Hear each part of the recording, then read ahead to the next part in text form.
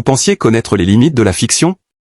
Préparez-vous à plonger dans une histoire où l'ambition d'un homme se heurte à une réalité bien plus terrifiante que ses pires cauchemars. Ebaki a osé défier les forces de l'invisible pour un pouvoir absolu, un pouvoir qui se monnait avec des vies. Il croyait choisir son sacrifice, mais il ignorait que l'offrande l'avait choisi en premier, revenu d'entre les morts. Voici le récit glaçant de ce qu'il est advenu de lui. Le crépuscule enveloppait le village de Tamba, projetant de longues ombres sur les cases en terre battue. Le vent, chargé de poussière rouge et d'un froid palpable, soufflait bas. À l'écart des habitations, une grande maison en pierre abritait Ebaki, un homme dont la réussite fulgurante inspirait à la fois la fascination et l'effroi. À 38 ans, il avait bâti un empire. 3 commerces, un entrepôt de coton, des vaches de race et une voiture noire que seuls les plus hauts dignitaires osaient admirer de près. Cependant, derrière ses costumes impeccables et ses sourires calculés, Ebaki cachait un secret. Chaque mois, à la nouvelle lune, il disparaissait. Tandis que les villageois spéculaient sur ses absences, prières ou rendez-vous galants, la vérité était infiniment plus sinistre. Ebaki était un initié d'un ordre mystique ancestral, dont les rites obscurs remontaient à l'époque où les hommes communiquaient avec les esprits. Au cœur de cette secte se dressait l'arbre du néant, un figuier colossal tapi dans la forêt sacrée de Tamba. On murmurait que ses racines s'abreuvaient du sang des innocents et que ses branches résonnaient des murmures des damnés. Ebaki aspirait à bien plus que la simple richesse. Il convoitait un pouvoir absolu, celui qui permet d'être craint par les vivants, respecté par les morts, et ignoré des dieux. Ce soir-là, agenouillé sous l'arbre, une voix rocailleuse et sifflante émergea du sol.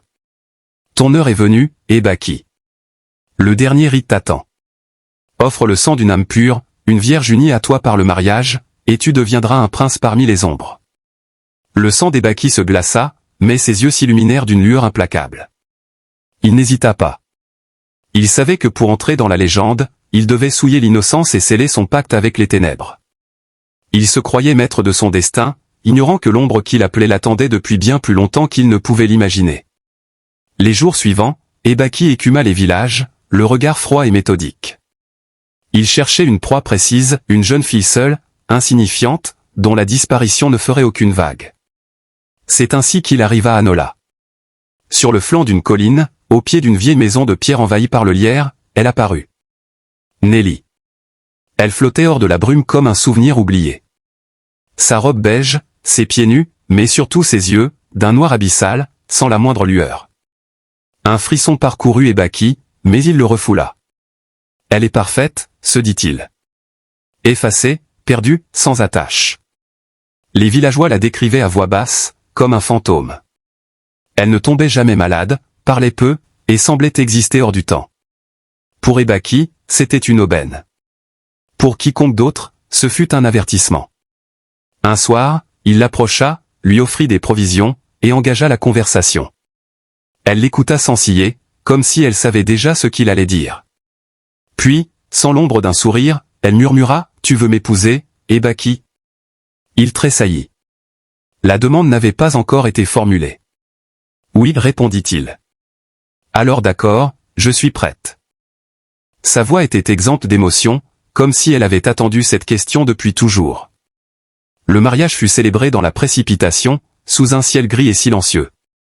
Les signes ne trompaient pas, le griot chargé de la cérémonie se fractura la jambe, le tailleur cousit une croix inversée à l'intérieur de la chemise d'Ebaki, et un corbeau aux yeux rouges se posa sur son toit. Mais Ebaki, aveuglé par son ambition, balaya les avertissements d'un revers de la main. Au moment où ils échangèrent les anneaux, Nelly leva lentement les yeux et lui souffla, « Tu n'as aucune idée de ce que tu viens d'invoquer. » Ebaki, déconcerté, la regarda. « Que as-tu dit ?»« Je t'aime, répondit-elle, souriant pour la première et unique fois. Un sourire qui était un abîme. Ebaki venait d'y tomber. La première nuit ne se déroula pas comme prévu. Profitant de l'absence de Nelly, Ebaki se précipita. Il alluma les bougies qu'il avait préparées, l'encens flotta dans l'air. Il sortit un sachet de talisman et commença à murmurer des incantations. Il pensait pouvoir la servir, l'allier, ou même la soumettre aux lois de son monde. Le rituel débuta, ses mains tremblaient, mais son esprit était fixé sur son objectif. La voix de soudain, toutes les bougies s'éteignirent.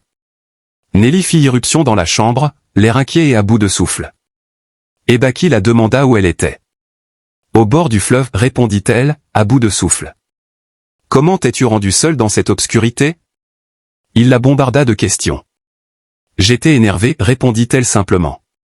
Pourquoi, insista-t-il, un malaise grandissant. Je voulais te dire que je n'aime pas la lumière.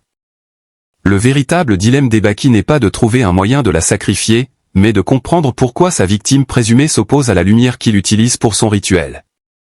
Cette histoire nous rappelle que le mal ne peut pas prospérer sans l'obscurité. La véritable bataille n'est pas pour le pouvoir, mais pour la domination des ténèbres. Ebaki, sachant que le temps ne jouait pas en sa faveur, décida d'agir vite. Il profita d'une nouvelle sortie de Nelly pour rallumer les bougies. Cette fois, Nelly, qui avait compris ce qui se jouait, s'était préparée en conséquence. Elle décida de s'éloigner de la maison et se dirigea vers son refuge. Ebaki, qui l'observait de loin, tenta de la suivre en secret. Elle descendit la pente et changea de direction, se dirigeant vers le cimetière. Ebaki s'arrêta. Son sang se glaça. Un cimetière? Mais, elle cherche quoi? Il décida de la suivre. Au milieu des tombes, dans un coin sombre près d'un grand arbre, elle se dirigeait vers un endroit précis. Subitement, Ebaki perdit sa trace comme si elle s'était évaporée. Pris de peur, il retourna en courant vers la maison. De retour, il tenta une dernière fois. Il alluma les bougies, le cœur battant. Un rire profond et glaçant résonna. « Tu as osé me suivre jusqu'à ma demeure ?» Ebaki se retourna vers Nelly. Elle flottait, ses yeux devenus entièrement noirs, ses bras étendus. Sa voix, qui n'était plus la sienne, s'éleva. « Est-ce que je ressemble à celle qu'on peut sacrifier? Je suis né dans le cimetière. Je suis né dans la mort. Le vrai sacrifice, c'est toi, Ebaki. » Un bras invisible l'attrapa par la gorge. Il suffoqua et tomba à genoux, le cœur battant à tout rompre. Puis tout devint silencieux. Le silence après le départ de Nelly n'était pas un apaisement, mais un gouffre. Ebaki rentra chez lui, méconnaissable, comme s'il avait vieilli de 10 ans en une nuit. Des bruits, des chuchotements, et des rires d'enfants le hantaient. Chaque nuit, Nelly apparaissait, le fixant sans rien dire, un rappel constant de son échec. La bague le brûlait à chaque fois qu'il pensait à la chasser. Désespéré, il retourna voir le marabout qui l'avait initié au culte. Le vieil homme le reçut avec un regard grave. « Tu as franchi une limite qu'aucun esprit ne pardonne, lui dit-il. Tu l'as prise pour une offrande, mais elle était une épreuve. Et tu as échoué. » Le marabout expliqua alors la vérité, Nelly n'était pas humaine. Elle était un esprit gardien, revenu pour éprouver ceux qui, comme lui, convoitaient le pouvoir par le sang.